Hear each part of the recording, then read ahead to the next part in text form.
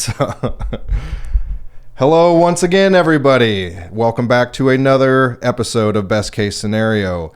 A lot has happened in the past probably 2.5 weeks.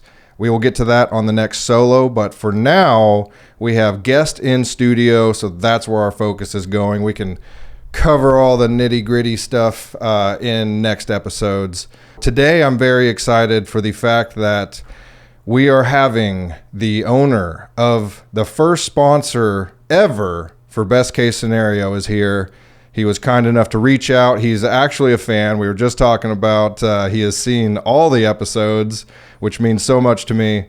And he reached out and said he was interested because he was listening to an episode and heard me talk about being interested in opening up a sponsorship. He reached out and we talked about it and came to an agreement. So very happy to have him here. A lifelong friend, one of the greatest childhood friends I had, and I'm so happy I still know him, and I'm so happy he's here. So without further ado, Joseph Barkley, thank you for coming on. Hey, glad to be here. I really appreciate it, man. Yeah. How's things been? Well, it's going to sound cliche, but busy. Okay. Yeah, always doing something. So, got 2 kids, trying to halfway do a farm and build a house and maintain a happy marriage, and everything's busy. Are you balancing all of that pretty well, do you think? I think it swings sometimes. Okay. So it'll tend to creep up in one area and then another area needs some attention. So it loosely balanced, if you will, but depends on who you ask. So yeah, that's true. I think the conscious effort, if you're like consciously trying, that's kind of like the best you can do. Yeah. Even if it's not spinning plates perfectly and keeping everything aligned, at least you're trying. At least you're perfect. Yeah.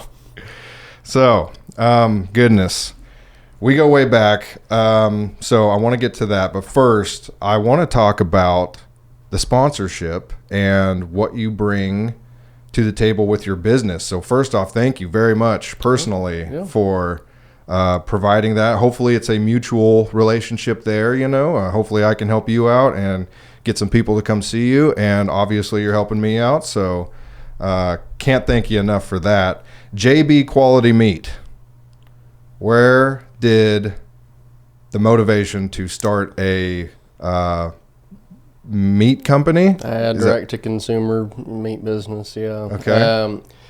Really, it started around COVID. I think the year leading up to it, I was kind of looking into that, and then everything went crazy in COVID, and I was like, man, I need to start this. So it actually officially opened in 23.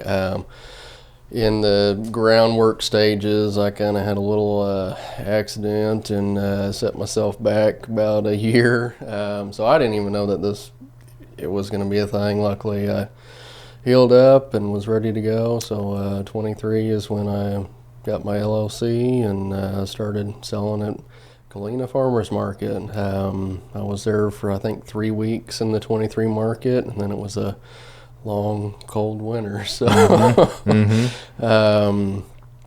sold at Galena Market in 24, and then just started at Empire Market I think November of 24, and have been there since. So it was nice to get something a little more consistent. They're a year-round market, and do a little bit of online sales as well. So we're still relatively new and continuing to grow, and we'll see how things go there. Love to see it. You wore the merch and everything. I did, yeah. You had to. If you buy a whole or a half, you get a shirt. Oh, there you go. They might be available for sale at some point in time. That'd be cool. But, that's the only way to get them at the moment. So okay, so there you go. If you want to wear merch, you gotta buy the meats. Backtracking a little bit, was this a 4-wheeler accident?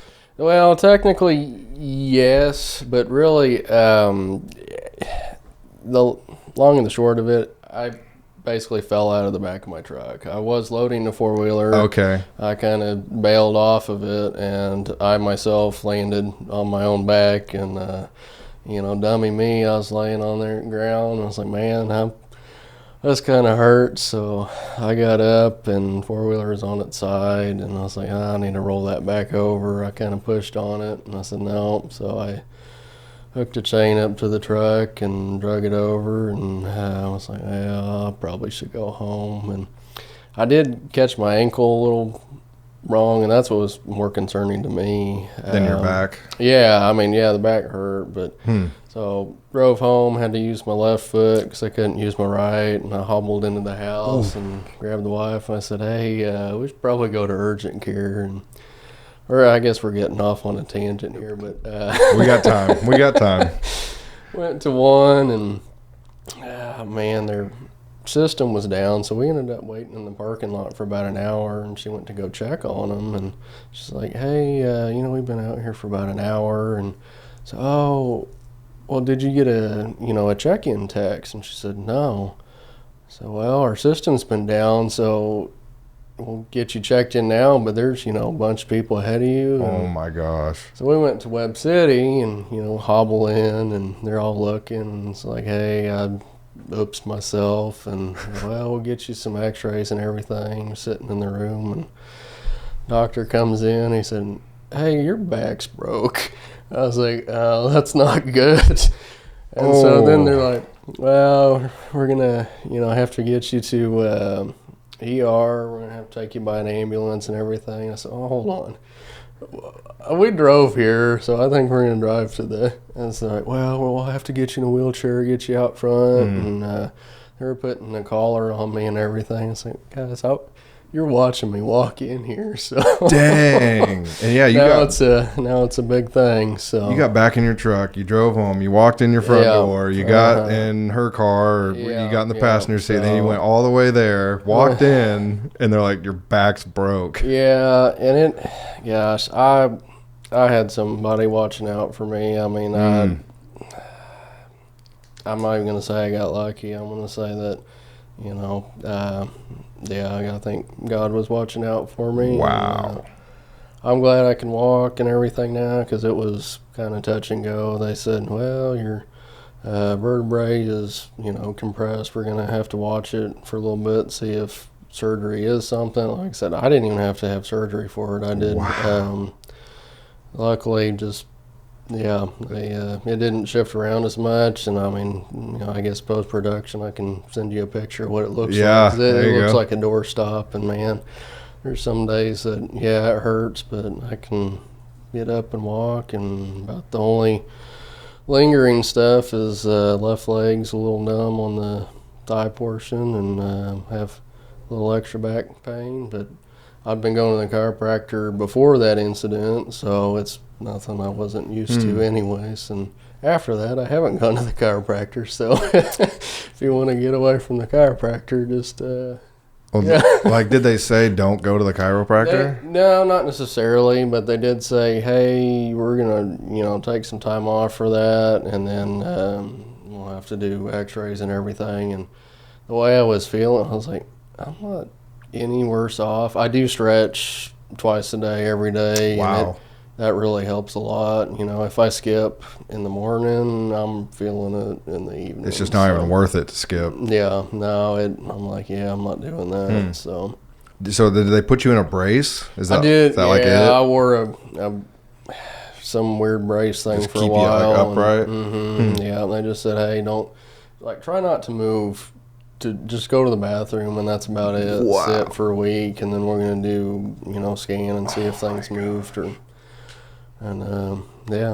So That's crazy. Yeah.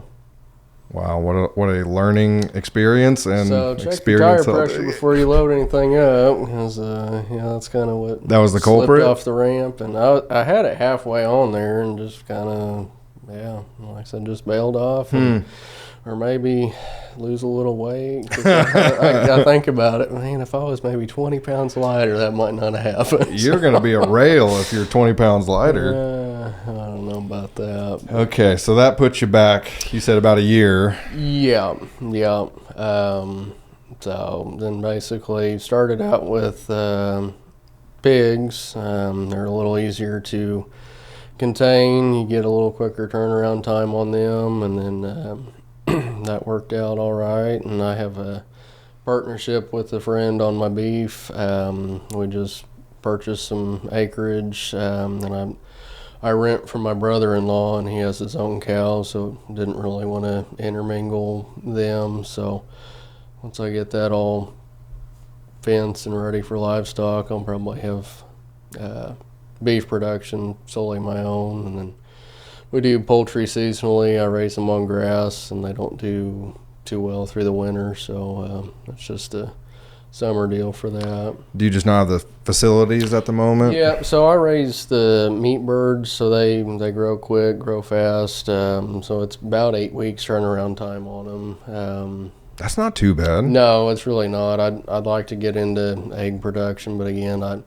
where I'm at right now, I don't have somewhere to get a permanent or more semi-permanent structure built for them. So it's just not quite in the cards, but it'll be coming. Yeah, that's all right. These things have steps to them, and obviously it takes time. Yeah. So, so you said you kind of like birthed the idea around COVID. Yes. Was there did COVID influence this? Well, it did, yeah. The decision, I should say.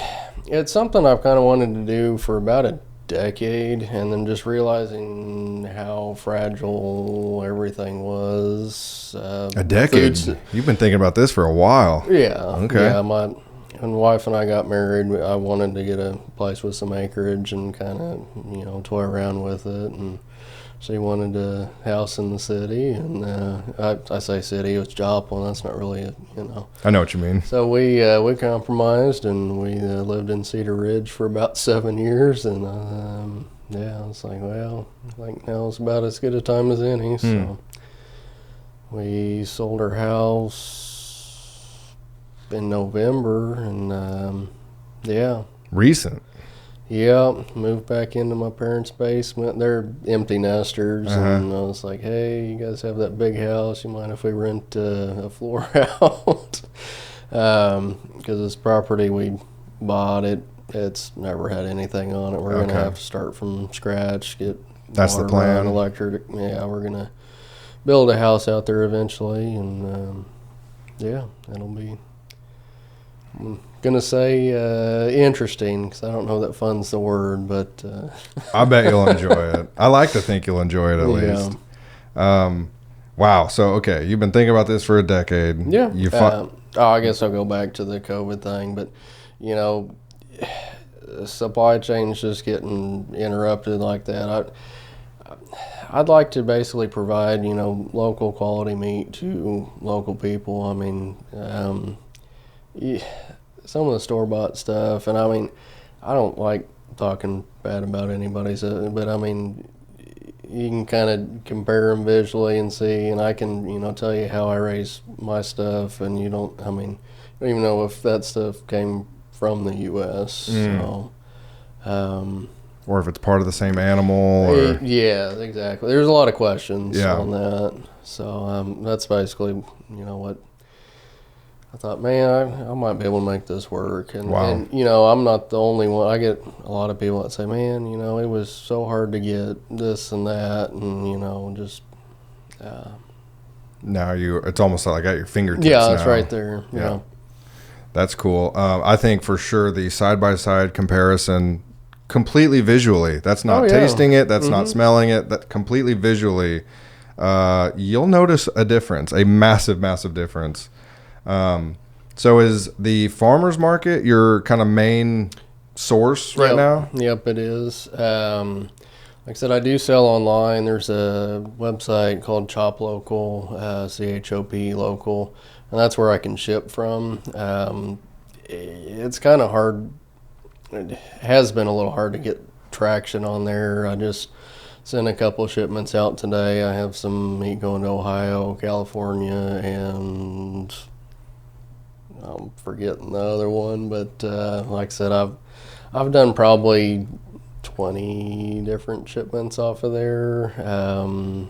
But yeah, everything's really farmer's market, and then word of mouth. I'll have people that'll text me or message me and say, hey, you got this and that, and I'll say yeah. And What I like about the market too is it's somewhere where people can, come pick it up. So I still work. I'm at work from about 7 to 5, so it's hard to get out and meet somebody up. I've done it. I mean, I'll do it on my lunch break or something, but it's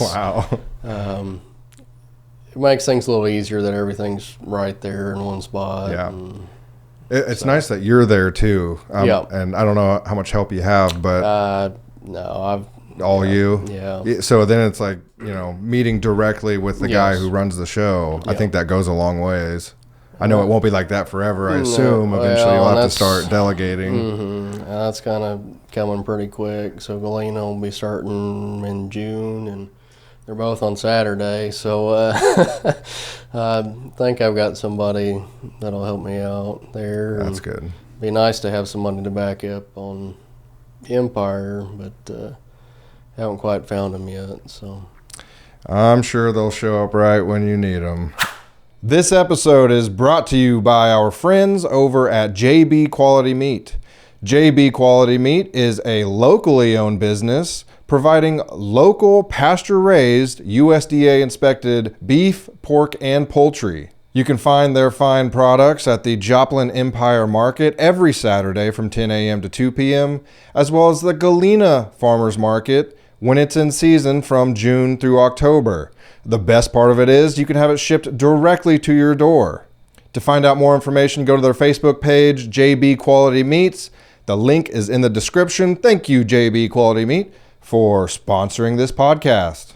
Where does, you said California and somewhere else, how did they find you? Through that Chop Local site. Really? So what it is basically like, they describe it as like Etsy for meat, or an online meat only market. Interesting. So there's about 65 vendors on there, and they're throughout the U.S., and they structure it to where there's different zones. So my zone is like from Texas to Colorado, Nebraska, so kind of the central United States. So in that area, orders over $75, they'll ship for free.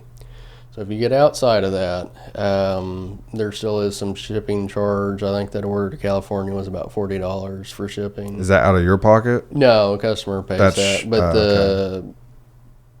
over $75 for free, basically they'll make it whole or give you a reimbursement on the backside. They're great for their vendors. They'll run specials. I think over Christmas they had one that everything was 30% off. Well, whoa, they make up that's huge. Yeah, it's great. So they make that 30% up on the back end. So I'm not losing 30% of my income off of there. So it's 30% off JB Meat. It was off of the whole, every vendor on there was 30%. But you're not losing any cash from it. No, because they'll make it whole on the backside. Whoa. Yeah. That works out pretty well. Yeah.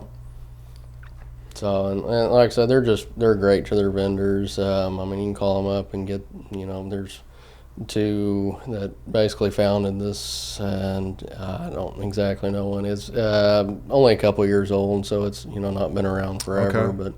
and it's still growing. They're kind of still, I would think so, branching out on. They've got some marketing services that if you need help with your marketing or social media, they can help you out with that. And granted, those are paid services, but still, they know the market, they know what you're doing, because most of them have their own ranch or farm as well. So it's really great. So does each vendor have a rating or something to provide? There's reviews and stuff reviews that customers will leave on there, and so the more they kind of give a little description of the. I wrote my own little description of it, and again, I give a little backstory about everything, and you got to have some backstory. Yeah, know where you came from and everything. That's awesome. I didn't realize Etsy for meat. Yeah, that's a new one. It's kind of a weird way to put it, but that's basically it can. Again, it's more geared towards relatively local, but you can get it, statewide. I haven't shipped to Alaska or Hawaii yet, but the option's there. I think it's there. That's cool. We'll find out. Yeah, one of these days. So if somebody buys from Chop Local or comes and sees you at Empire, all the same to you? Pretty much. So, and that's another thing too. They have a local pickup option, so you can select that. It is, 15% discount to pick up local, just because some of that shipping costs, I do build that into the prices on that site. So you basically, if you pick it up, hey, that's good. I don't have to mess with packaging and shipping. Right. And the biggest difference between market and there is market, I sell by weight. So if I have a steak that's 1.5 pounds at $14.99, you're going to be paying, I don't know, $20-something for it. So on Chop Local, it's by cut. So I have an average weight on there, and there'll be a range. So it's usually within like 1/4 pound. So you'll say this steak is 1.25 pounds to 1.5 pounds, and it's just a set price. So that's the biggest difference between the two. So, 1/4 pound, it's not huge, but you could be on the heavy side or you could be on the light side. Like I said, you're going to be in that range, and you can tighten it up, but it's kind of hard. You have about an average of stuff, but you may have an off cut that's 3/4 pound, and that'll kind of throw. So you working with a butcher? Yep. So my butcher, I'm not hiding anything. I use Clouds in Carthage. They're USDA. So basically, you could have a state inspected facility, but then I couldn't ship it. I couldn't cross state lines to sell. Because it's just state. You'd just be in that state that it was processed. So being USDA, that opens me up to the whole U.S. And our location, you can be in 3-4 different states in half an hour. So it's, to me, silly not to do that. Right. Is that something like you would ever eventually like hire your own butcher, or does it just make sense to go through somebody that's put together? Probably not. Just I know they have some butchers that come out like do on-farm process, on-farm slaughter, but for me selling, I just don't think without that USDA, I'm kind of stuck. I can't really. It just makes sell. sense. Yeah. So when you got started, what was like the first step? Was it land? Land's always been the ultimate goal, and I've been, it may sound a little creepy, but I look at just different plat maps and this and that. I was like, oh, this is a nice piece of property. I wonder who owns it. If there's somebody out of state. I've sent people letters, and that's actually how we got this. Just inquiring about their land? Piece, yeah. So it's in Lowell, Kansas, basically, and saw there's a out-of-state owner, and I kind of recognized the last name, and I sent him a letter in December of 23, and we just got closed last month. So it was a long process. Yeah, that's what I hear. Yeah. So, but yeah, I sent him a letter and said, hey, would you ever be interested in selling something? And I sent that in December, and they called me February. It's actually Valentine's Day. Wife and I were having dinner. And nice. like, somebody called me and business. Left a message, and I was like, holy cow, they did get my letter, and they could read it. My handwriting's horrible. They read it, and they were interested. Yeah. Your handwriting's still bad? Oh, yeah, it doesn't get better. It gets worse. My 5-year-old writes better than me. Okay, I guess that's a good thing. So you got the land, and then you have the brother-in-law with the beef. And well, I partner with a buddy of mine, so it's. Oh, that's right. Yeah. The partnership plus the brother-in-law. Mm-hmm. And then you got started with the pork kind of solo? Yep. Bought pigs? Yeah, I bought feeder pigs and just raised them up. Now I do farrow to finish because it was kind of hard finding consistent feeder pigs. I've got burned on some. Sick pigs or something? Not sick. They were just not quite what they were advertised as. I think they had some mini pig in them or something. I mean, they didn't have the body characteristics of a mini pig. They had a longer body. They didn't have a real short snout or anything. And it's just, I don't know. They just didn't grow like they were supposed to, and so that kind of set me back a little bit. So then you got to like axe the whole bloodline at that point. Yeah, well, at that time I was just buying in. I wasn't breeding. I did buy a breeding pair last year, and again, being new, I probably didn't ask some questions about, hey, why are we getting rid of these? Well, I ended up lost that sow while she was farrowing, so I think it was 9 healthy piglets that we had to basically pan feed for a couple of days till we could find them homes, because again, I work full time. I couldn't take care of I couldn't be their mom, so again, that was a little bit of a setback, but I've got some good ones now, and I think we're rolling. Should have some born 12th of April. I keep thinking it's April now. Yeah. So. Tomorrow. Yeah. I was thinking it's the first all day today. So. Basically. So then, like, what's the next step, would you say? Like, putting up fences and buildings? We need fencing. So, and I do a lot of stuff, basically, on pasture. My pigs are kind of woodlot, so they experience, fresh air, acorns, all that good stuff. Same thing with the poultry. I kind of have them in a little mobile chicken tractor, if you will, move it a couple times a day, and so that way they get fresh grass, bugs, sunlight, fresh air. So I really don't have too much in the way of permanent structures right now, and that probably will change. I'd like, to have something, but I think it'll come in due time. Fencing would probably be the biggest thing, and again, I'm going to say this now. I think I'm going to try electric fence and see how it goes versus just running a bunch of barbed wire. I mean, it's cheaper. I keep my hogs in with electric fence. And electric's cheaper than barbed wire? Yep. I didn't know that. So, yep. And, we'll just kind of see how all that pans out. It might be a horrible idea, and I might be doing it twice, but you're going to learn. You don't know, don't know until you try. Yeah, so. I mean, that's so true. That's pretty awesome. You're the only person I know that's done something like that, especially just not on a whim, but, because you've always wanted to and always had this idea, and then just shoot your shot and you're going for it. Yeah. So that's very interesting, my friend. Did you do your own logo?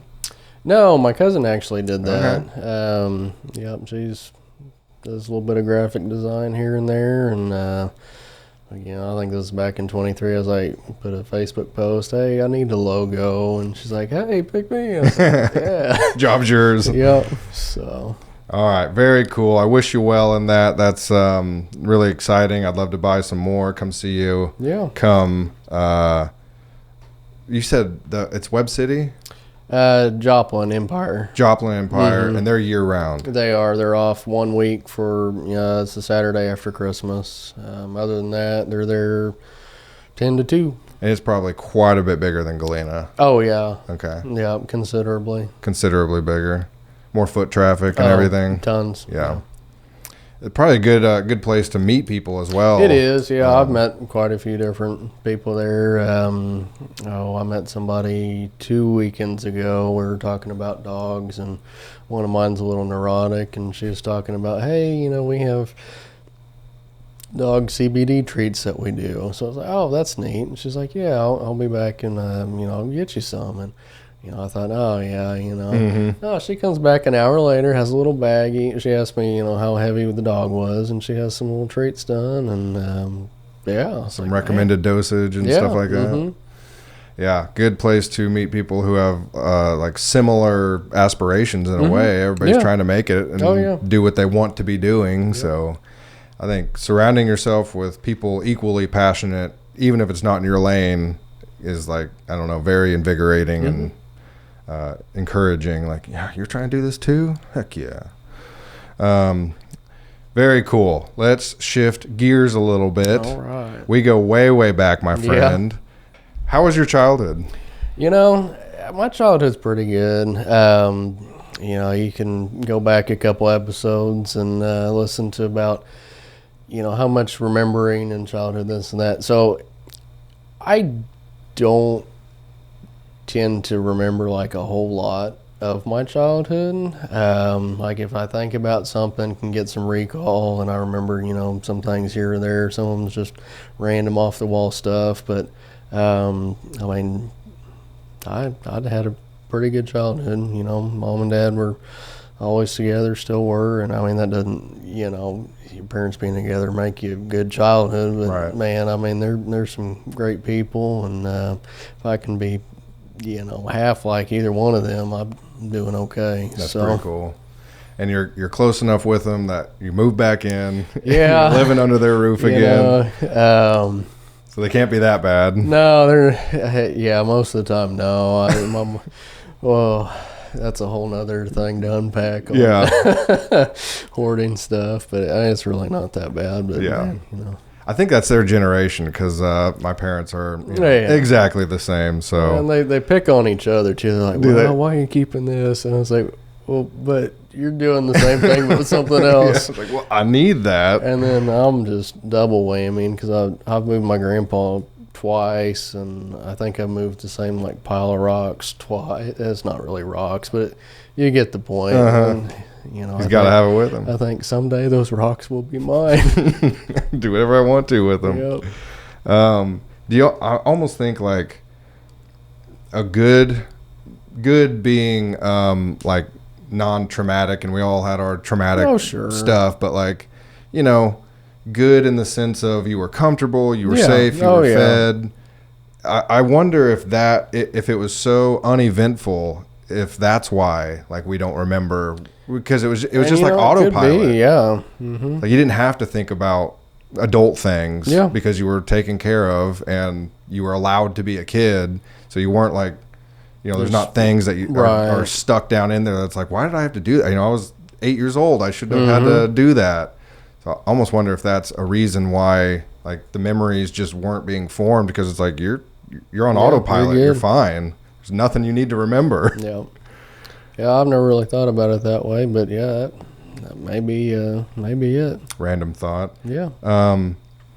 How did you get along with your sister? We're pretty close in age. I think there's roughly 3 years between us. We were all right as kids, and kind of got into it here and there quite a bit. And honestly, that's something I need to work on, is getting closer with her. And I feel like having kids kind of helps foster that, because say, hey, let's go see Aunt Jordy and this and that. And I'm unfortunately not super close with my sister. I don't know, it's just kind of hard to say. We're pretty opposite, and it's kind of hard to find common things to talk about or enjoy. But like I said, we're civil with each other. It's just we don't talk a whole lot. Civil's good. Looking back, it's like I remember not necessarily fights. It was sibling bickering. And we bickered a lot. It wasn't fights. It was like, get the heck out of my room, or put my stuff down. Kind of typical sibling stuff. Yeah. But then, as you're well aware, you both enter adulthood, and then for some reason things just like change. Yeah. Oh yeah. I think it's priorities and things. Yeah. It doesn't matter if she's looking at you or touching your food or Yeah. It's all different. So all right, so pretty good childhood. I remember you were very it seemed like you were heavy into biology at some point. As far as like bugs, nature, trees. I still like all that stuff. Do you? Honestly, I was pre-med, pre-dental for a while in school, and I did some shadowing. I was like, man, I don't think I want to do this. So luckily I wasn't too far into it, and did automotive instead. And What made you curve away from medicine? again, it was just something I don't think I really would enjoy doing that for the rest of my life. And I didn't want to invest the 8-10 more years in it and just be like, well, now I guess I have to do it. Yeah, now you're stuck. So I'm kind of glad I did that, sooner rather than later. So that's another thing. If there's something you think you want to do, shadow it. So That's good advice. Yeah. That's really good advice. I always enjoyed your house because I'd see a bug and be like, bug, whatever. And you'd be like examining it and like putting it in a jar. And it's kind of funny, kind of go on.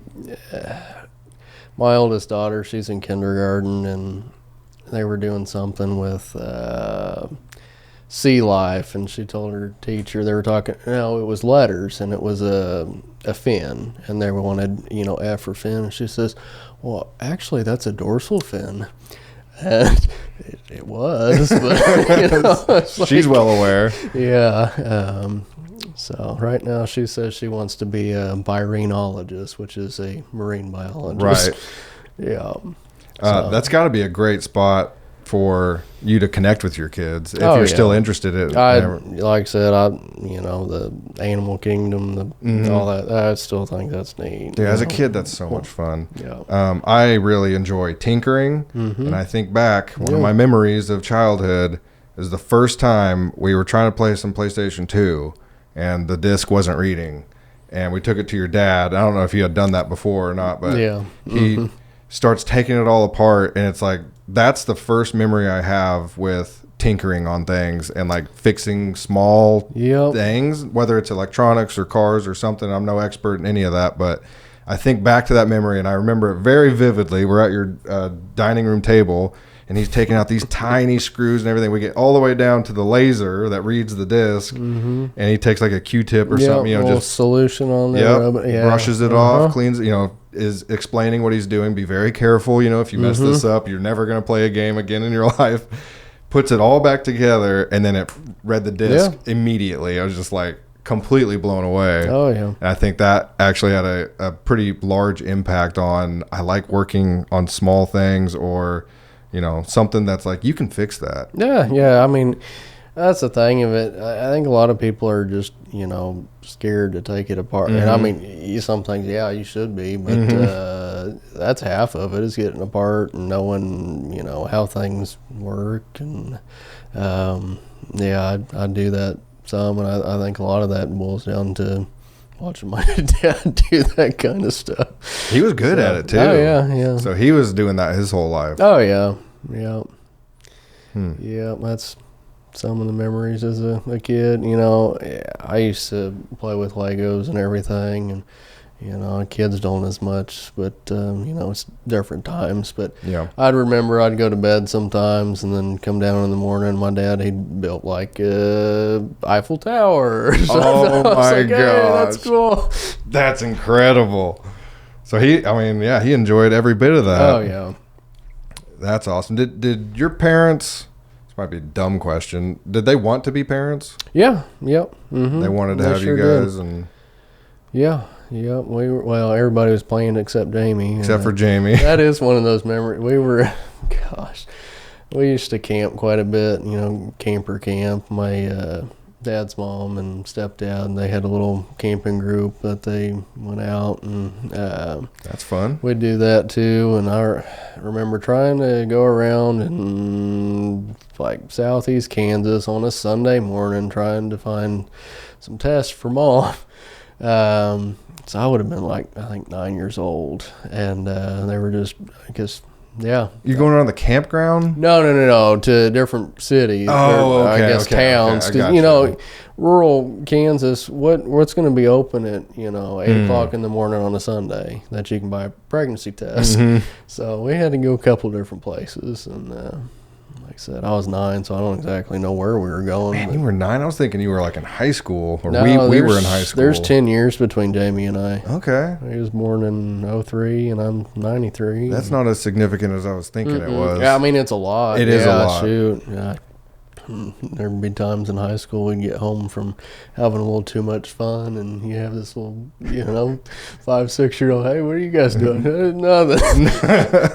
And that was literally one of my questions. What was it like having a baby brother? I had late in life, but now that you're saying you were 9, 10 years old, so it probably wasn't as weird as I think it is. Again, like I said, 10 years is a lot, especially earlier in life, but he's 22 now, and, he invited me. He said, hey, you want to go to Pitt and go bar hopping? And I was like, oh, thanks for the invite, but I'm old, and you guys are going to be out too late, so thanks, though. That's a lot of energy up there in Pitt. Yeah.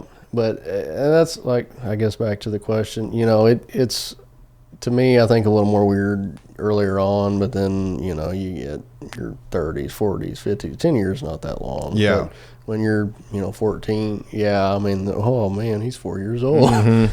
And maybe that's when I remember him when we were in high school. Yeah. So he wasn't a baby then. So I don't know. I was just thinking he was younger than he was, but kind of interesting, and especially that he was an accident. Yeah, he was a surprise. Or I should say a surprise. Yeah. That's the better way to put it. Yeah, he is a surprise. That's a better way to put it. All right, so bickered with the sister, about 3 years apart, and then you have baby brother, 10 years apart. Yep. And then you're getting into high school. How was your high school experience? I think it was decent. I think people that have had worse ones and people that have had better ones, like I said, I think it's pretty good. Had a decent group of friends. Went steady with the same gal for, I don't even remember how long, but most of it. So, you always think about it, man, if I had to do or if I do this and that, the other. But, I don't regret how it went. So I guess that's good. Yeah, well, I agree. It could have been a lot worse. So then it's like, well, what would you change? Like, well, actually, maybe I'll just roll with it. Yeah. And this is kind of off track, too. We were in Montauk State Park with some family Saturday, and I was talking to one of them that, well, we did, sheet metal for 25 years, and it was really hard on my body, and I wish I would have done something else. And I said, but don't you think if you would have done something else, you might be thinking, man, I wish I would have done something. It's just hard to say. Yeah. Because you only get to do it once. Yeah, so. I think that's exactly right. You would be regretting those decisions. Sure. If you had done it differently. So we got one life, and you made the decisions you made. Make what you make of it. So you're in the seat right now, and the rest of your life is your decision. So high school was good. You dated the same gal, had a little high school sweetheart for a little while. Good friends. Did you make good grades? Yeah, I did. I couldn't tell you what, GPA was this or that, but A's and B's? Yeah, did pretty well. Yeah.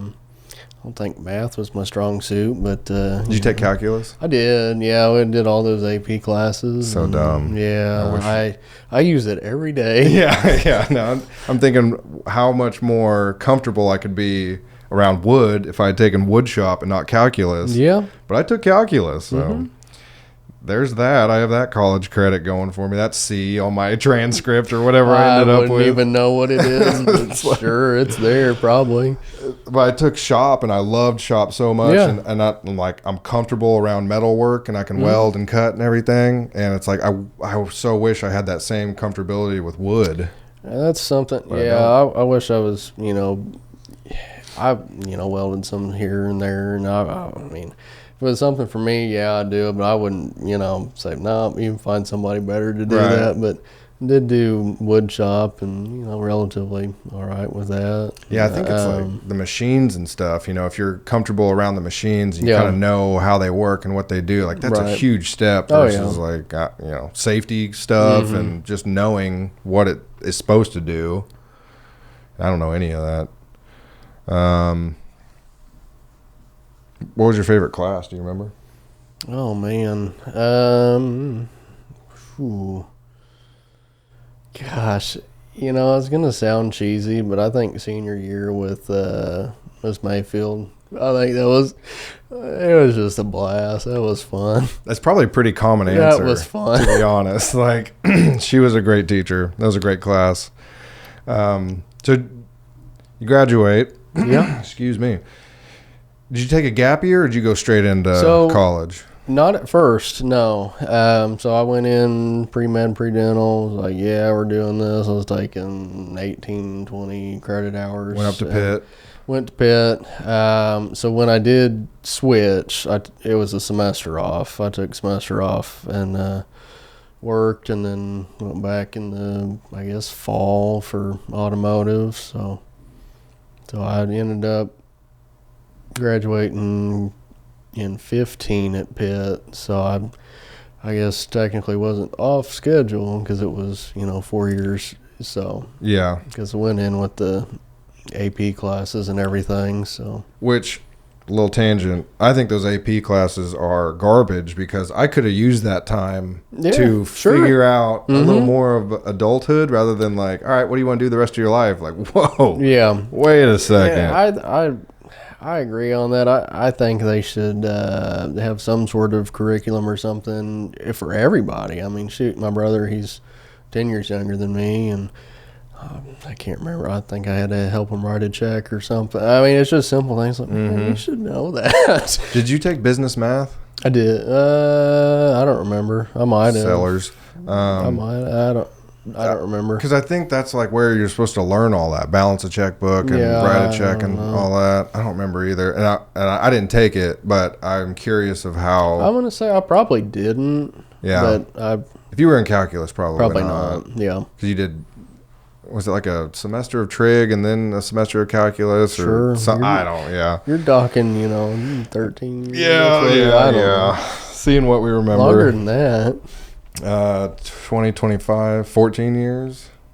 Coming up on 14 years. Yeah, but I mean, was calculus senior year? Yeah. Was it? Okay, so yeah. Calculus was senior year. I don't know if business math was. That could have been junior year, but I remember like Derek took it, but I just never knew how actually. I understand the concept of the class. I just don't know how well the class delivered. Sure.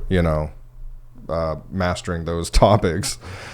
So pre-med to automotive, what was it in automotive for you? Again, go back to the tinkering and everything. I've had, I wouldn't say hot rods, but I've had some vehicles. I've done a little bit of this, a little bit of that too, and some other projects, and it's something I enjoy. And again, you don't necessarily, need the degree, but I was already in it. I was like, well, may as well just finish it up with something that I enjoy, something I like, and that I might help me, get a job. So you were at the tech center quite a bit on the back end? Yep. Did the Acura in high school encourage any of this? Oh, yeah. It was. I loved Did you pick it out? Or did you know that you wanted an Acura? No, I really wanted a Celica GTS, and I am glad I did not get one. So Dad found that Acura. I don't even know what lot it is now, but it was on 7th Street, Joplin, and took it around, and I think, that's it. And it was a manual and everything. 6-speed manual, yeah. So you had a lot of fun with that. I did, probably more than should have, but I did. So kind of got back to almost like your roots with, I like tinkering. I've liked this car I've had for how long? Like, say before the Acura, I know it's hard to think about like before driving, but were you into anything automotive like before that car? Or did that car have like pretty substantial? Had a pretty substantial. Like I said, I'd tinker with little things in here and there. Most of them were, electronic, small electronic, or watching my dad. He's always worked on stuff as well. For some reason, in my early childhood, he had a Mopar fetish, and I mean, I'm not knocking anything. Everything that moves is going to break. So, but he was out there quite a bit working on some of that, stuff. And shots fired. Yeah. We'll just quit there. So. That's hilarious. Went to automotive. What's that major? So the actual degree is a bachelor degree in automotive technology with emphasis in service management and marketing. and I minored in business. So what's the service management supposed to imply? It would kind of set you up as some managerial role at a dealership is basically what it's geared literally towards. like a service manager. Yeah, that or a GM or something like that. GM would be all right. Yeah. Pay you well. Yeah, hope so. That's what I hear. I've never. Hope so. I don't see the checks, but that's what I hear. So I want to move on from college, but first, I was curious. It seems like you never really got into like drugs and alcohol. Man, I drink, and honestly, I mean, You drink to this day? Oh yeah. Oh, okay. I mean, I say oh yeah, but I usually have a beer, every day or so. I mean, I'm don't get crazy, but it just help unwind and everything. And yeah, nothing, really hard or anything like that.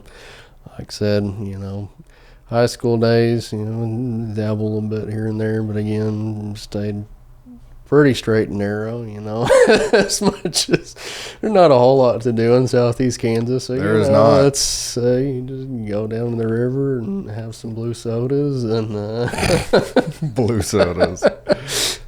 Do you think you hit it harder in high school than you did college? Oh. Or kind of similar spillover? I want to say they were probably similar, probably for the first year of college, and then kind of tapered out after that. Just like growing out of it? Yeah, and just again, I worked all through college, and like I said, pretty well paid all of it. I think I took a loan for my last semester because I was taking 21 credit hours, and it was hard to work 3 jobs and do that. Jeez, 3 jobs. Yeah. Is that when you were working for your dad? He was one of them. Yeah, I would do that. Do some at the carnival, and then I did floor sets at American Eagle. So I worked there. I don't even remember the year now, but I was like, guys, I'm spending my paycheck in the store, so I need to not do that. So, well, hold on. What if you come in? So they refresh everything once a month. So I said, well, basically you just, work overnight, like Friday night, Saturday night, gets everything done. And overnight? Yeah. So when I think maybe my junior year of college, there was some weekends where I'd work like 36 hours in a week, just because I would do a party at Carousel Park, start there at 8 and then get done at, I don't even know, and then take a little break and then go to this floor set, work all night, go home. Oh my gosh. Sleep for a couple hours and then do another party at the park. Oh my gosh, that's wild. Yeah. I mean, money must have been pretty good for your situation. That's why I say for your situation. It was a volume game. I mean, it did all right. Yeah. But, yeah. Dang, 3 jobs. That's a lot. And school. And full-time school on top of that. So, it wasn't like that forever. So, it paid off, I guess. So you never really dabbled into drugs? Nothing, like I said, I, smoked a little. Couple joints or something? Yeah. But like I said, nothing too crazy. Never went for the hard stuff? No. I don't know. I've seen that ruin too many people's lives, and I don't even want to try it. Yeah. Like, don't tempt fate. So yeah, probably. I feel like most people get the opportunity. Oh sure, yeah. So hey, nah, I'm good. Yeah, right. It's whether that you say yes or no. Yeah. That can determine a lot of things. Well, dare. Was it a tiger or a lion? It was a lion. Dare? Dare. Or was it a bear? Whatever that I don't know. Tiger mascot was, right. he'd have been proud. The Dare Tiger, whatever. Whatever he is. That's what was funny. a giraffe? They put everybody in the trailer. It was a giraffe, wasn't it? That was a different. Was that Dare? I don't think that was Dare. I think it was. It might not. Because we looked at the nervous system and stuff. I thought that was like a science thing, and then the giraffe. I don't know. I thought it was. I'm glad we prefaced this with our memories are clearly faulty. Oh yeah, that's not. I remember the outside trailer. I have to write stuff down. Yeah. Are you a list maker? Yeah. Yeah. I think that helps a lot. Graduate college. You quit your 3 jobs? Yeah. So out of college, I started working at Cummins. It was my first big boy job. I remember getting the call from that. I was driving my little Suzuki Samurai, so I actually had to pull over because it was so loud in there because that thing built like a brick and it had, a little go-kart engine in it. It was still gas-powered at that time, so I'd pull over and talk and say, hey, this is so-and-so from Cummins. We'd like to start you out and this and that. I was like, oh, yeah, that's awesome. So, Dang.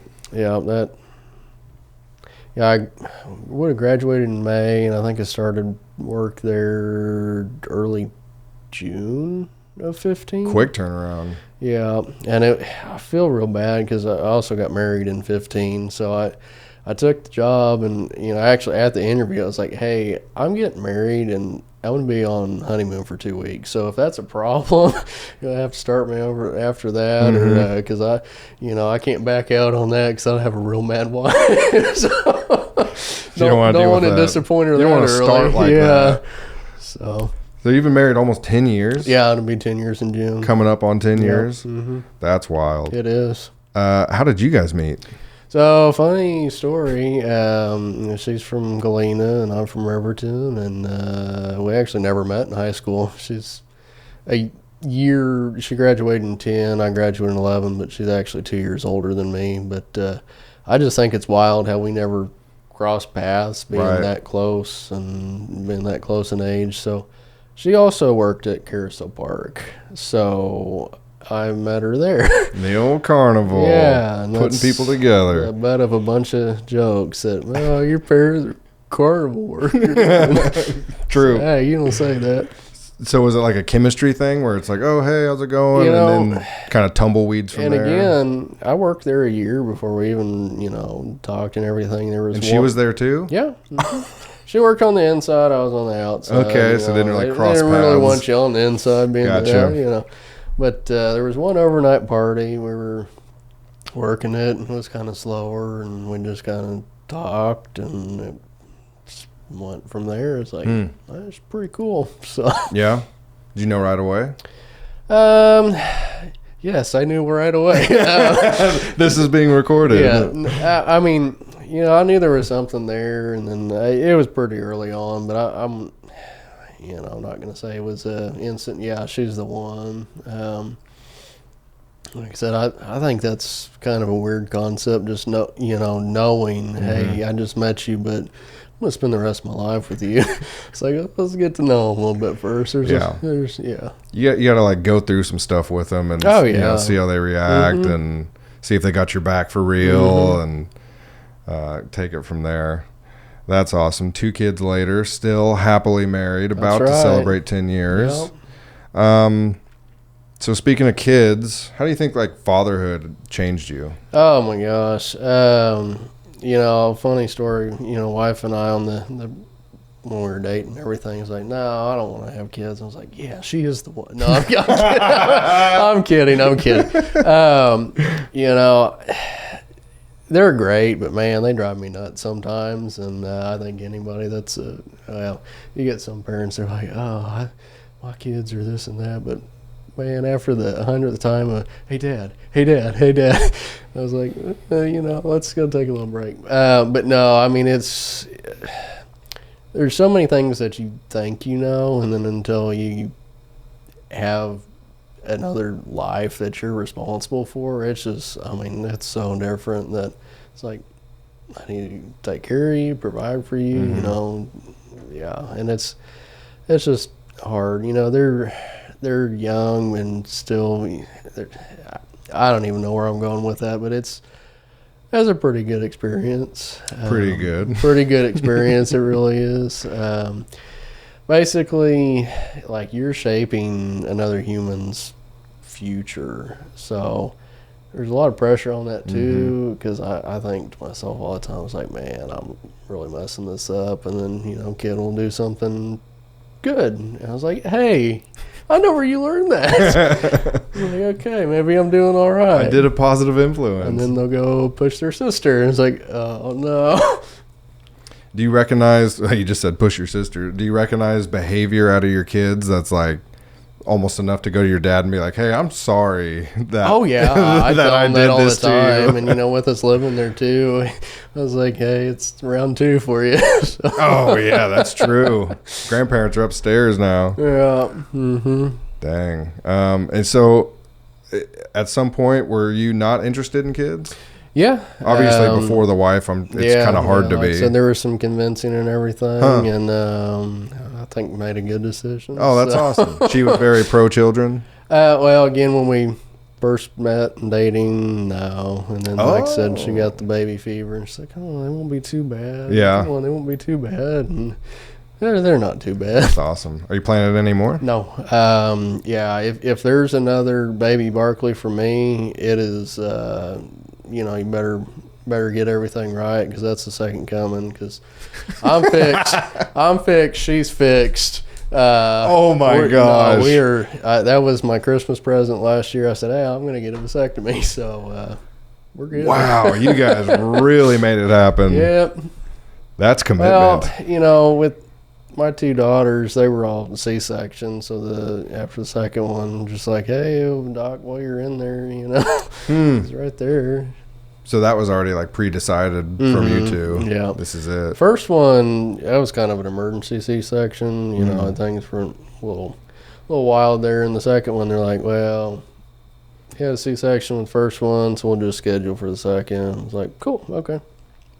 Is it like easier to have a second C-section or something? Yeah, so for first daughter, we went in, they induced her, and, she was in labor until, that night, like I think 7 or 8. And they're like, hey, you're not really progressing that well. We will give you like an hour maybe, and you can think about doing a C-section. And then her heart rate started going down. They said, hey, we're doing the C-section. So that was kind of wild. And then for the next one, since they call it VBAC, so basically if you want to do a natural birth after a C-section, it's riskier. So we're like, well, we already did it once, so we'll just do that. So we scheduled it instead of waiting the whole day on contractions and this and that. It was a slice dice. 20 minutes later, you got a baby. So wow, 20 minutes. I was in there with her on the second one. Yeah, which one? I don't know, but yeah, it basically pretty quick. It's quick, real quick. Didn't know that. Yeah. This episode of Best Case Scenario Podcast is brought to you by JB Quality Meat. JB Quality Meat is a locally owned business providing local pasture-raised USDA inspected beef, pork, and poultry. You can find JB Quality Meat at the Joplin Empire Market from 10 a.m. to 2 p.m. every single Saturday, as well as the Galena Farmers Market when it's in session from June through October. We want to thank our friends over at JB Quality Meat for sponsoring this podcast, and if you'd like to find out more, please visit their Facebook page, JB Quality Meat, found in the link below. Please go support our friends at JB Quality Meat, just like they're supporting this podcast. And now, back to the show.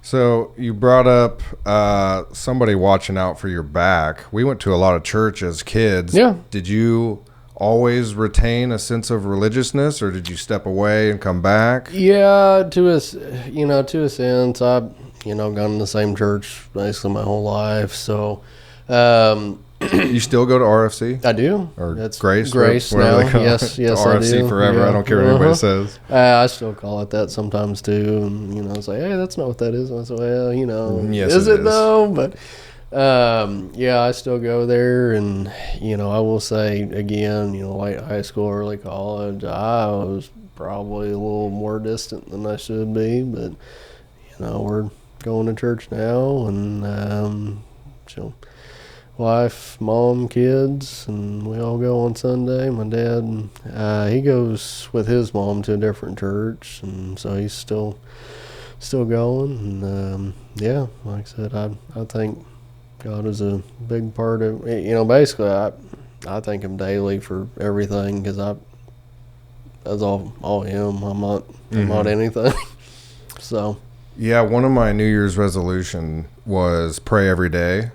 And that's how it always starts. Is like as soon as I'm like gonna start that connection, it's always like thank you for today. Yeah. And thank you for everything. 'Cause I mean, you don't know this can be it.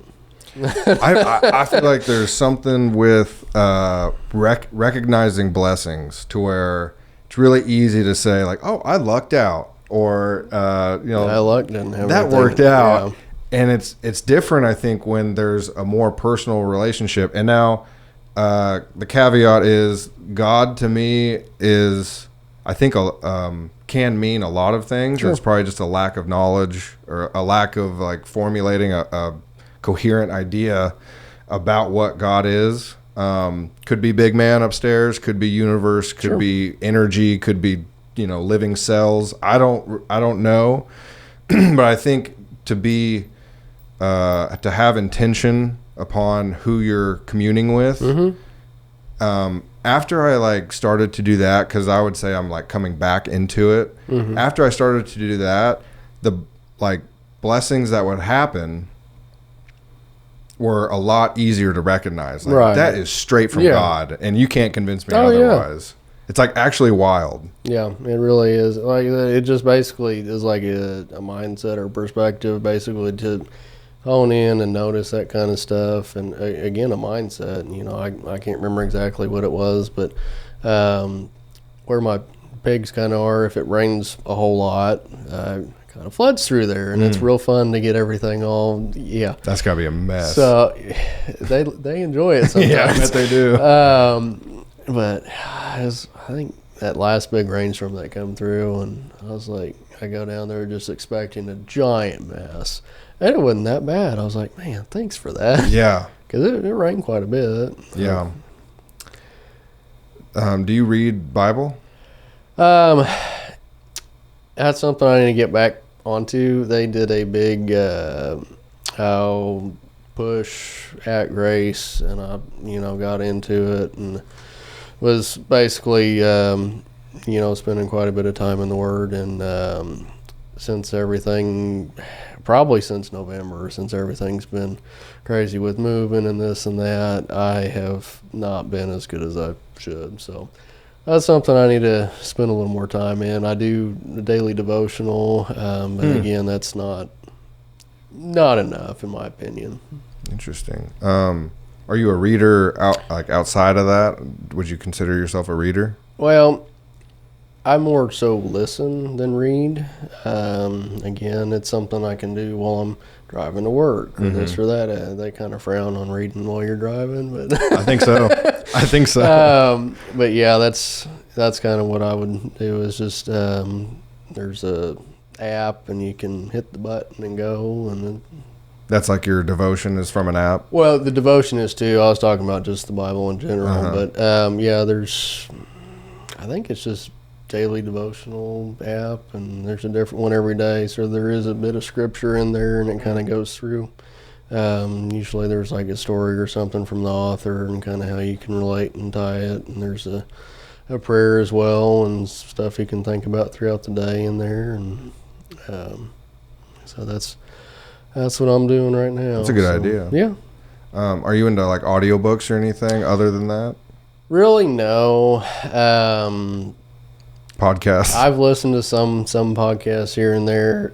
To me, it's kind of hard to find just because there's so much out there. You're going to get time invested in finding it and then trying it, and then, well, maybe I don't like it, and that time's lost. So to me, it's kind of hard to just find something and stick with it wise on podcasts. So I listen to yours. I listen to, I don't know that I'd call them podcasts. There's a couple guys on YouTube that I'll really listen to. So again, I'm usually doing that while I'm doing dishes or cooking or something like that. So. Are they like comedy, informational, some are storytelling? A lot of them are informational. A lot of them are, other guys that are doing similar to me, direct-to-consumer farming, tips, stuff like that. Kind of getting the inside scoop. That, and like, marketing strategies for farmers market, things like that. So getting back to farmers market and stuff, is this something that you want to like retire doing? I would like it to, yeah. And leave your current job? I would like that to happen, but I think that would be a little ways out. Sure. So it's going to take time. Yeah. Are you in sales right now? Well, I think every job is a sales job, but directly, no.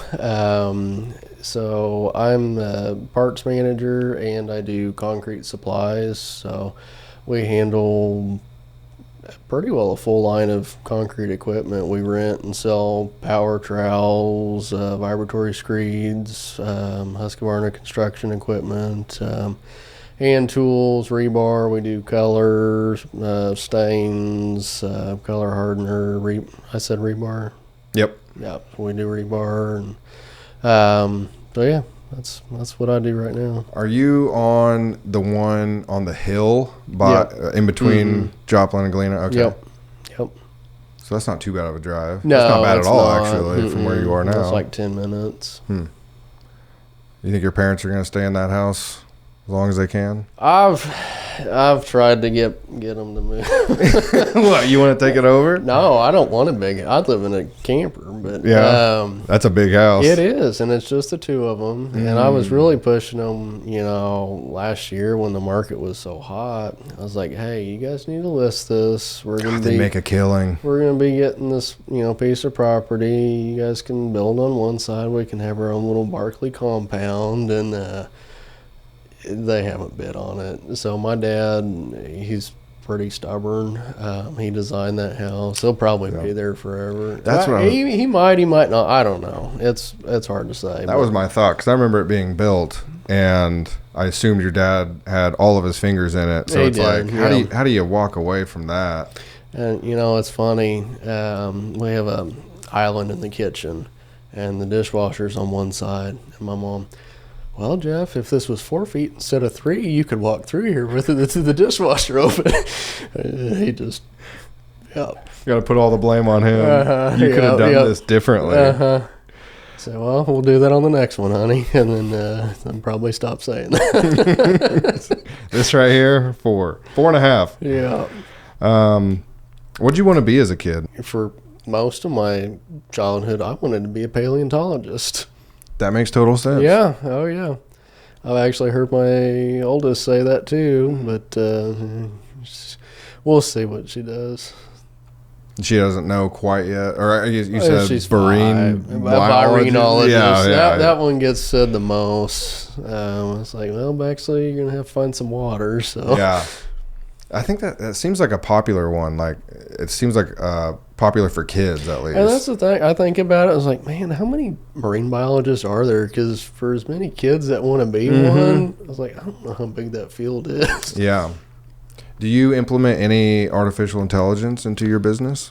No, I don't know that I necessarily am afraid of it, but I've seen too many of those robot movies, and I was like, man, this is it. It's wild what that stuff can do. I might in the future, but right now I'm not. Just again, another sidebar. We were out at Montauk, and something we did was like a trivia game. So we'd go around, and my cousin's like, all right, well, pick a topic. Just any topic. And we're like, how do you have... He's like, oh, I'm using AI. And, man, you'd pick anything, and this thing would have these questions. And I was like, gosh, that's just wild. Yeah. I'd say it's definitely worth investigating. Yeah. Poking around in. I hear a lot about that. Yeah. I don't know. I'm not 100% sold on it. Yeah. Yeah. I think from my mom's religious perspective, it's like Antichrist and material. I can see that. I mean, I don't know necessarily Antichrist, but I was like, man, I've seen that movie. Well, so I mean, you're referencing the typical AI takeover, but if you can benefit from it, sure, use it while it's there. Yeah, right? I mean, at least, what do they call it? The LLM, large language model. I have no idea what that is. It's like the Chat GPT. Oh, okay. It's like, okay.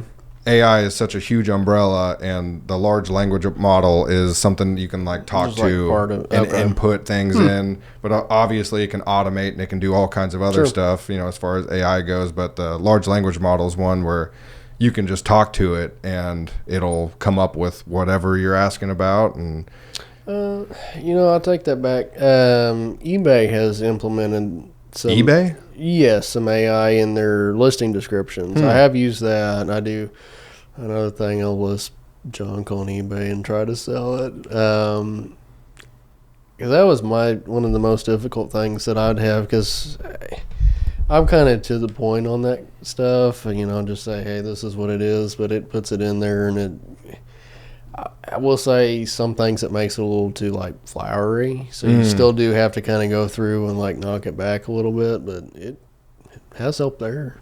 Sometimes you can just tell it like, hey, you know, this sounds a little too robotic, or this sounds a little too, you know, rewrite it like this, and then it'll rewrite it.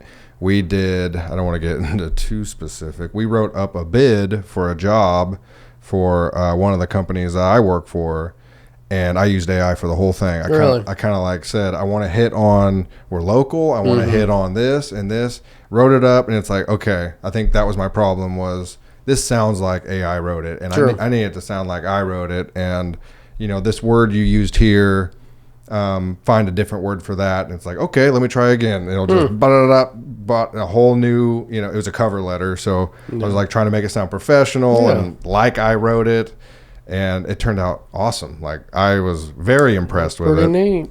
Yeah, and don't get Colton started on AI, because I'm sure he lives with it, dude. I'm sure that's I could talk for hours on that. Have you seen the pictures he's been posting lately? I don't know. It's like, I'll show you after. It's like he can type in like 90s anime, or he turned me into a Muppet the other day. I saw that was all on there. That's all AI. Really? So he just like uploads a picture, and then it can just convert it.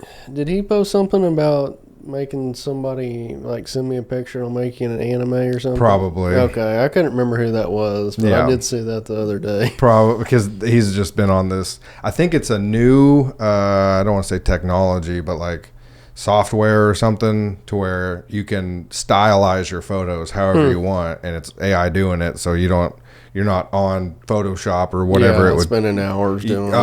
Tinkering a little here, a little there. It's like, no, give it a minute or two, and all of a sudden you have a side-by-side picture of this is what it'd look like if you were in the Pokemon universe. He did like Mom in the Pokemon universe, and it was so weird because I recognized it as Mom immediately. Like, somehow it kept the features just enough that this cartoon version, I was like, that's Mom. Like, it was really strange. That's wild.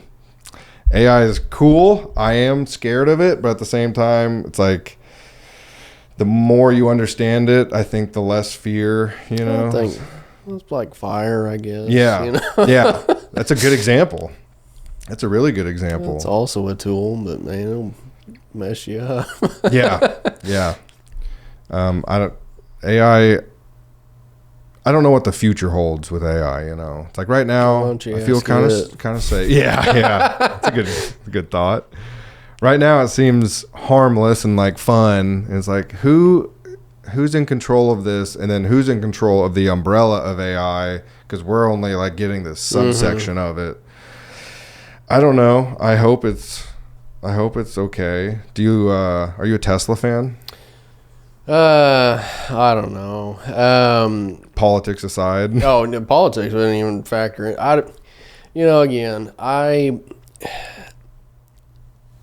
I believe God has a plan. So I vote. I do my part, but I'm not going to get bent out of shape on who's doing this or that, because ultimately they're not in charge. You know, somebody else is. And I mean, that's kind of my whole spiel on that, and I won't get, real religious or political or this or that. But back to Tesla. I think the idea and model of it, of the company, is great. I really enjoy that. I'm just more keen on older vehicles. I don't like the car doing things. If I want to, hit a tree, I'd like to hit a tree. Or weird example. Well, okay, yeah, that is a weird. I see your point. So sometimes I'll have to move hay bales with my truck, and they don't land exactly where I want them. So I'll bump them with the back of it or the front, and I don't want to fiddle with something and it yelling at me saying, "Hey, you're hitting something." I said, "I know I am. I'm trying to." And I know they're not the only one. So this isn't just a dig at Tesla, but if I have to replace a vehicle with something newer, I'm not going to have a good time. Right. I think some of their vehicles are neat. I do, and again, not necessarily knocking them or anything. I personally, I think the way everything's set up right now, hybrid vehicles are probably the way to go. I don't think we're all ready for all electric, and Just the infrastructure is not ready. And I think battery technology has improved so much, but I think it needs more. I don't know if that's really answering your question or not, but speaking of battery technology, this is more of a personal question. Would you buy like a 2010 Prius or something, like an early model hybrid? Or would you avoid those? I'd have to do some research on them.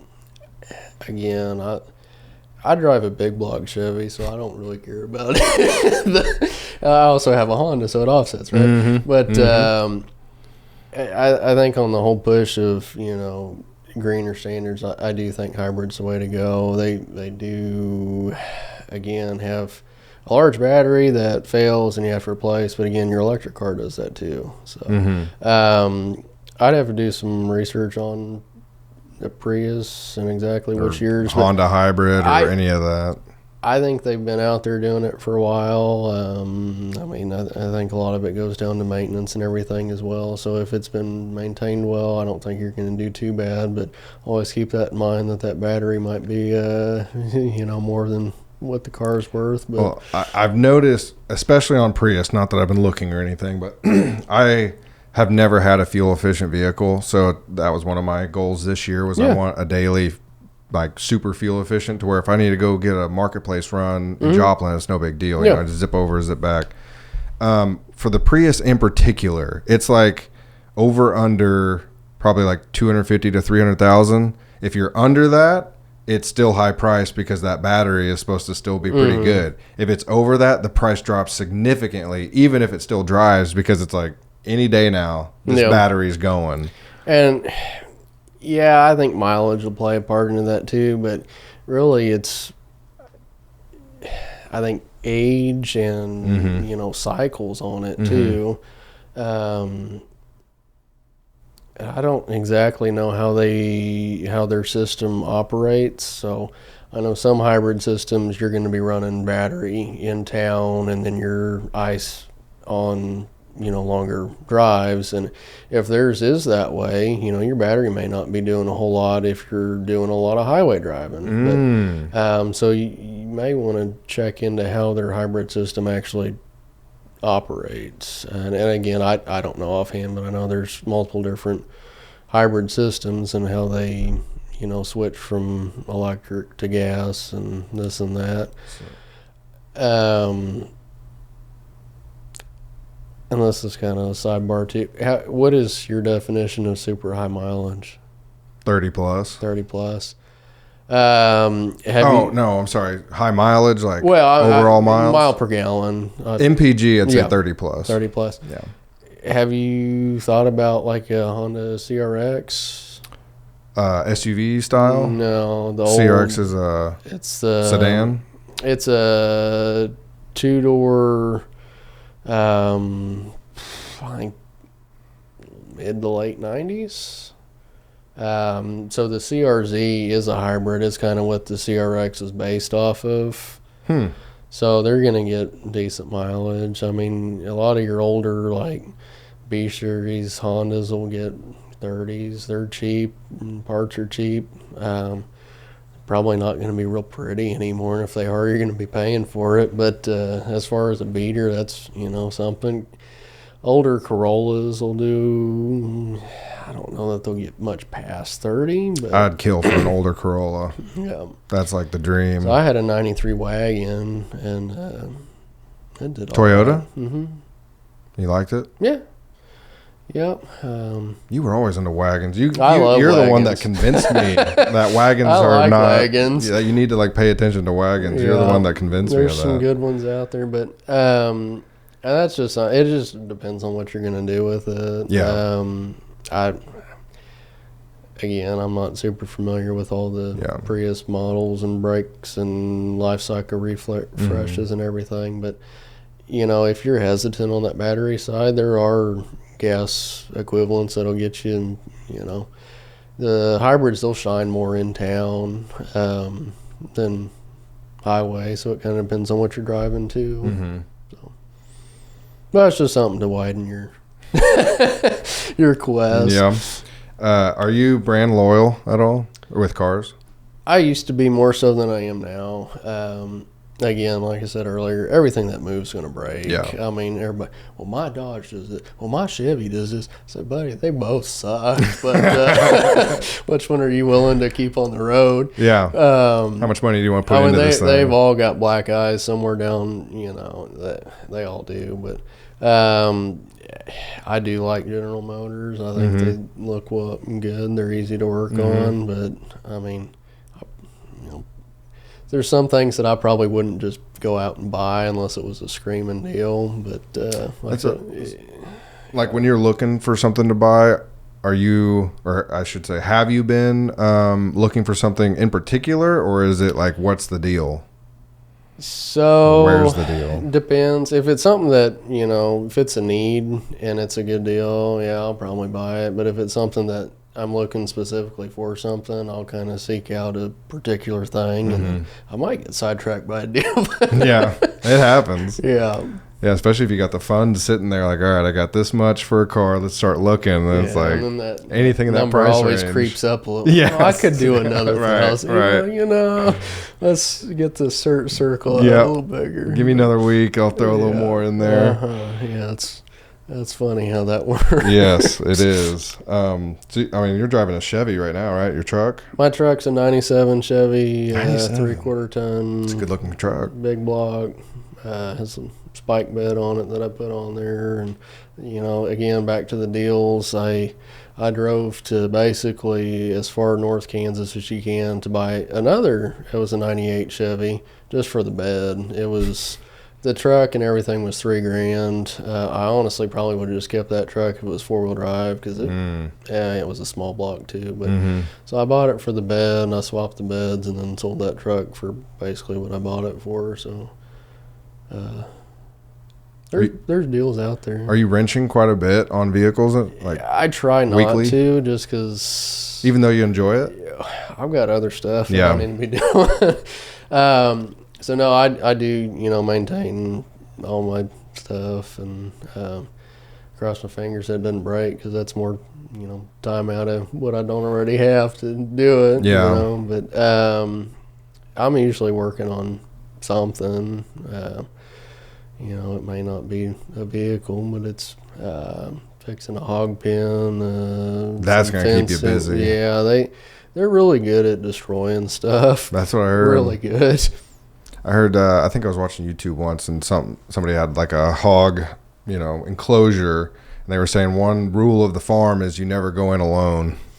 Yeah, for the most part, I try not to, but I've done it. But I mean, they'll eat you. Like literally, you will be eaten if you fall down and stay down. My boar, you can rub on him, love on him, but he's got tusks, and I mean, he's huge. So no, I'm in there as least amount possible. Yeah, that's scary. Because, I mean, that's with basically anything. I mean, your dog can do that too. I mean, a lot less likely, but there's people all the time that, I never thought, Pookie would do that. Right. But they're all animals. Sure enough. Do you have a dream vehicle or dream restoration? Oh, man.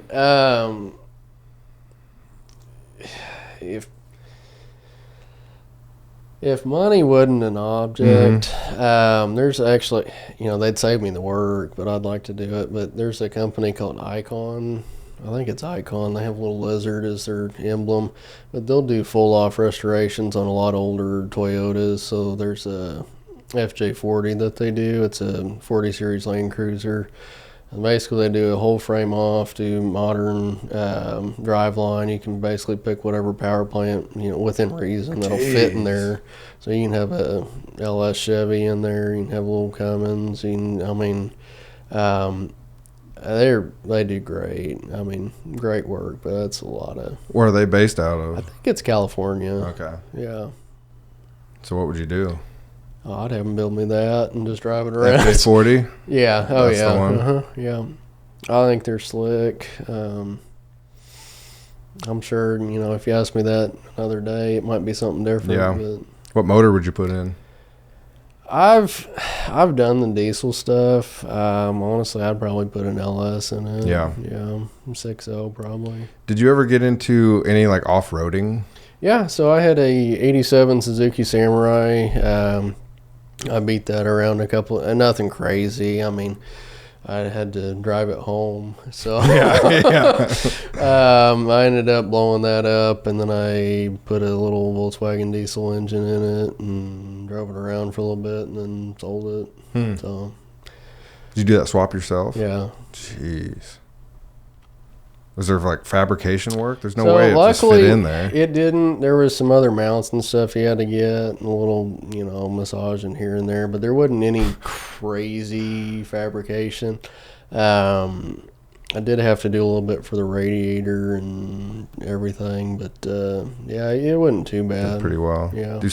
Surely some vehicles kind of accommodate different motors better. Luckily, I wasn't the only one that's done that, so there was a lot of support to kind of lean on to say, hey, what did you guys use for this clutch? Or how did, this or that? And, kind of had those questions already answered. Yeah.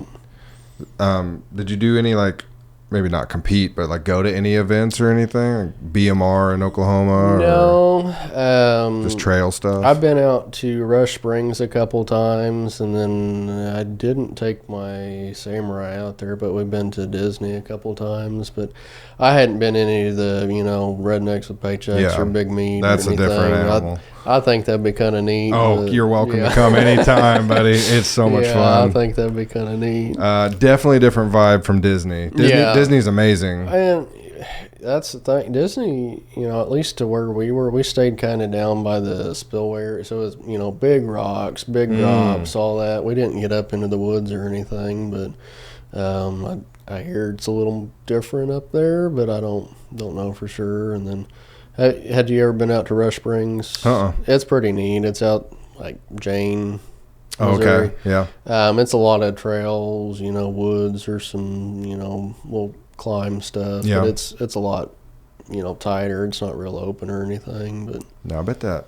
What'd you say, Suzuki? I bet it was pretty and that's what's capable. nice about it. You can take it on the side-by-side trails because it was 60 inches wide. Yeah. It might even, about 60 inches wide. Pretty compact. Yeah. That's one thing I miss about it versus my truck. I can't roll down the passenger window and in. Oh, you just reach over and go. Is it manual? Oh, yeah. Yeah. It's work truck. Yeah. You gotta love them, though. Yeah. I recently inherited my grandpa's 1990 Chevy. It's a blue one out there. And it has completely changed my view on vehicles. And not to stay on total vehicles, but I know you're a car guy, so I can, we can relate there. Total, because I've fixed it a few times, and then it gets like more not intimate, but it's like I know it better. Exactly. Yeah. And then the next time something goes wrong there, I can think like I replace this, and you kind of know. And it's like there's room to work in it. Oh, You yeah. get the modern ones, and it's like every There's square nothing. inch is covered up, and you need to get to this belt, and it's like you're taking you have out to take a motor mount all off to kinds change of the stuff. Yeah. It doesn't make sense. No. So yeah, I'm thinking for the foreseeable future, whether I make it big or not, it's like I want That's older the- cars. yeah. I don't care about the newer stuff. It's stuff you don't need. Right. It's beyond creature comforts. Yeah. It's like, Well, my air works. dang, It works. It's cold. dude, living the good life. That's right. Is there anything that you want to bring up? Anything you want to talk about, discuss, question, comment? We hit a lot. I don't know on that. I mean, basically, if you're looking for, quality meat, come see me at Empire Market or check me out on Chop Local. If you have any questions, I mean, my number's on there. Open book. So Facebook page? Yep, I'm on Facebook, Instagram. I wish I was more artsy. I try to do some stuff on there, but it's working on it. So work in progress. Only established in 2023, so still fresh. Yeah. Getting some years under your belt, but still fresh. Trying, yeah. Are you ever going to do, you think, like a website, or are you just going to kind of leave it on Chop Local? I think I'm going to do Chop Local unless I, hit it real big time. Because, like I said, they're just, they're great to their vendors. It doesn't make sense to me, do your own thing. Yeah. The only downside is, on a website, it'd just be me versus, you get on Chop Local, you can say, well, what's so-and-so selling their ribeye for? But again, I mean, I would just be glad that, somebody's getting that's, doing the same thing as me versus going down to Mini Mart down the street and, And maybe you can speak on this. As far as like the prices go, I think that's what scares people away. Sure. How comparable is it to the cheapo? I mean, I'm going to be higher than the grocery store. Of course. But I'm not grocery store meat. So, I mean, try it out and you can see the best bang for your buck is buying, a half or a whole. Okay.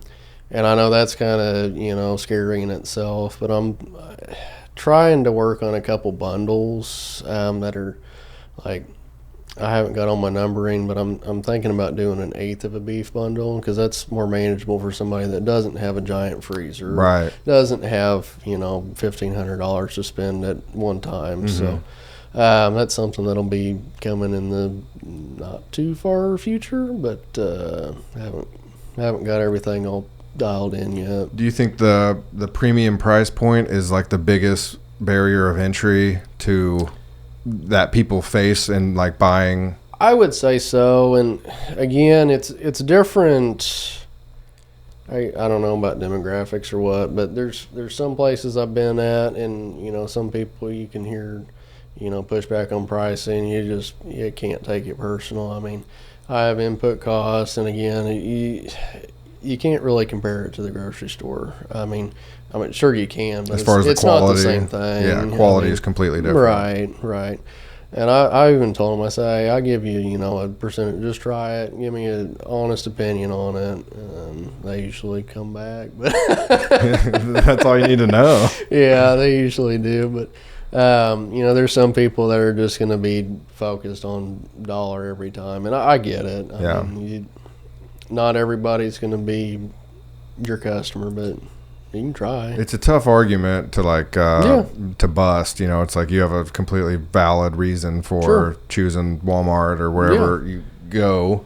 I think along those same lines, it's interesting because we've never had a falling out or anything. We just kind of, like you said, different interests, different priorities.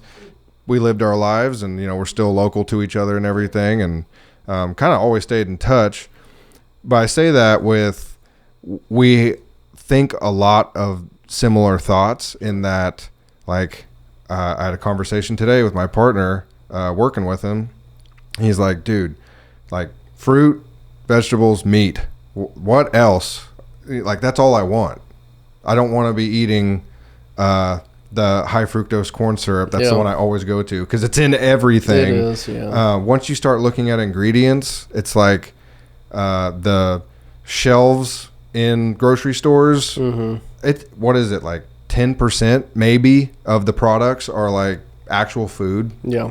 And it's not much else. I'm going to segue to something. So some of the stuff that doesn't get eaten in the house, I'll give the pigs a little treat. So I usually get sourdough bread at Market. There's some great vendors here that have great bread. I mean, if you don't come for me, come for that bread because she sells out quick. I mean, it's great. Wow. So we had to get some store-bought bread, and I'm not going to name names or anything like that, but they don't really like to eat the heels at the house, so that got it in my little scrap bucket. Well, I dumped my bucket over in the woods, and I was like, something will eat it. Mm-hmm. That piece of bread was there for a week. Oh, my God. And then it got rained on and just turned to mush, but nothing touched it. Nothing ate it. There's squirrels didn't eat it, birds didn't eat it, raccoon. I mean, they're all out there. I've caught them in live traps. I've seen. Mm-hmm. I mean, they're there. They're just they didn't eat that bread. Oh my gosh.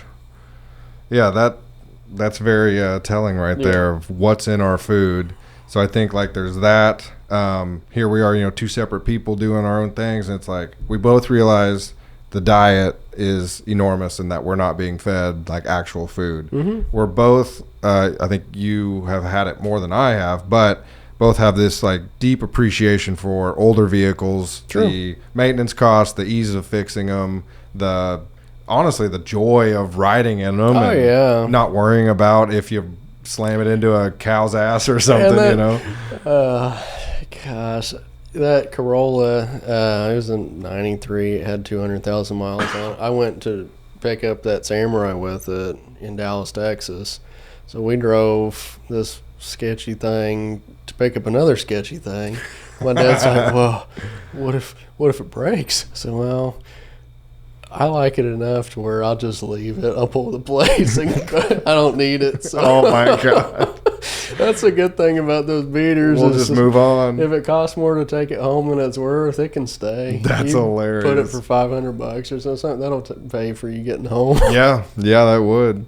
I think there's tons of benefits there, but it's very interesting. I don't think we're alone in that. I think there's I don't know if it's our generation. I don't know if it's like the time of 2025 and this is what everybody's feeling. Yeah, I don't know. But I think I'm not even going to call it an awakening. It's just like this, I don't know, maybe it is an awakening. This realization that like we're being fed BS and there's a lot better ways of doing things, and tired of being lied to, tired of being, fed crap all the time, whether it's media or literal food, whatever it is. So I don't know. I think more people are turning to God. I think more people are treating their body as a temple, to use some more biblical terminology of like, take care of yourself, like do what you need to do to take care of yourself. And there was a great meme I saw the other day that was like, yeah, you would die for your family, but like, would you eat well for your family? Would you work out for your family? That's would you, good. Take care of your spiritual self for your family? And it's like, wow, that's pretty profound. So I think our generation, or something is going on that is having a shift in attitude. And of course, on the political stage is absolute chaos. It's been nuts for the past 15. It's been nuts forever. People say forever, but I mean it's hard. I think it's got worse. It's hard to deny that we're at some kind of pinnacle. Maybe that it's not totally climaxed right now, but like it's on this upslope of chaotic madness, and that's political parties aside. That's just like the global scale of throw in COVID and throw in global events is just, I am unaware, but at the same time it's like the saying, tend to the part of the garden that you can reach. It's like I can't reach across the world, and start here. I'm just going to start in my community, and that's the best I can do. And then of course taking care of yourself means you're taking care of your surroundings, and it basically like kind of pays forward. So people may say, if you're nice to somebody, or nice, you do something good that somebody notices, hey, maybe I'll do that. And then basically you don't know how far your reach is, and I don't know that you ever will, but I mean there's you could be impacting people on the other side of the world just by being nice to somebody here in town, or letting them go through the line first, or not flipping them off when they cut you. It's just that chain reaction can go so far. Pretty cool stuff. Joseph with JB Quality Meat, thank you so much for the sponsorship. Thanks for your time coming on. It's been a blast talking to you. You're welcome to come on anytime. Thank you for being a listener. You're the first lots of things. You're the first sponsor. Oh, boy. You're the first sponsor to come on. You're the first, long-term listener. You're going to be episode 13. Lucky. Lucky 13. Oh, boy. And you're the first one that has at least told me that you've listened to them all. So I might have to get an autograph. yeah. Well, once I get some merch, you're the first one I'll send it to. Go see Joseph at the Empire Farmers Market. You're going to be there every Saturday? Yeah. I'll post if I'm not. Like I said, sometimes things come up. But like I said, I'm generally there. And if I'm not, I'll give some notice. So. Very cool. Go see Joseph every Saturday. You say 10? 10 to 2. 10 to 2. Joplin Empire Market. You have a banner and everything, right? Yeah, so I just got a new display freezer done. Nice. I had a company in town get decal on there. It looks good. Come check that thing out at least. And, yeah. Yep. Joseph, support the podcast. So if you are a listener, support our sponsor, JB Quality Meat. He will look at his shirt right now, and that's the logo you're looking for. He'll be waiting for you. Go try the product and report back to him and see what you say. Because I love reviews. I love seeing people cook it. And so, because I'm always looking for a new recipe too. So that really helps me. I went and bought the oxtail. It was last year, I think, sometime, and we made it into a stew, and it was chef's kiss, amazing. So I will definitely be going back, and you should too. So Joseph, thank you so much for coming on, man. Well, thank you for having me. It's been a blast. It was a lot of fun. I will see you all next week, and thank you all for listening. Bye-bye.